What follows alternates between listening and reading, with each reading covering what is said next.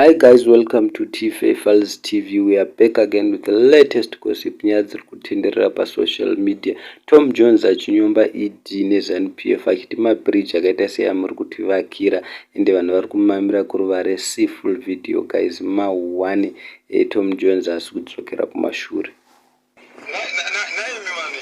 Saka murudo rwanzi muZimbabwe mamudirira muZimbabwe mamudirira netu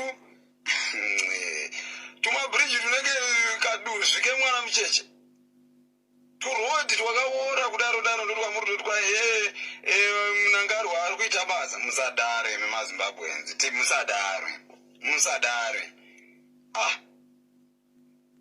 hapana kana chakaitiwa muZimbabwe muchamunotoda kutoshambisira nacho kunoti kwaita kaita chakati mucho problem ndeyekuti maZimbabweni amuoni munoona ma-elections akuitwa pamunenge muchibrowziwa muchinyengwa brain muchiudzwa fake news nemaZanupf ndo pamunoona ipa kumwe kwese mungavhota mukapedza mutoona kuti vanonyarira kuti zi navatauri nemi havana chavanoita vanenge vakati nyari zi ero vanotaa nyaya zvezvibhorani kubva rini unomhanya unoisa chibhorani kumusha kumaruzevha mutaundi hamuna mvura taundi chachaizvo zvaina mvura taundi endai mukambozuma seke wati hakuna mvura vekuepweto vari kumamira seri kweruware vari kumamira seri kwedombo moti vari kudhevheropa chii kumanya unoisa zvibhorani kumaruzevha kwamunoziva ndo kwamunokwanisa kuriga maelections this time no hapana development yakaitwa itai development muchikireta mayouth mabasa muchiita kuti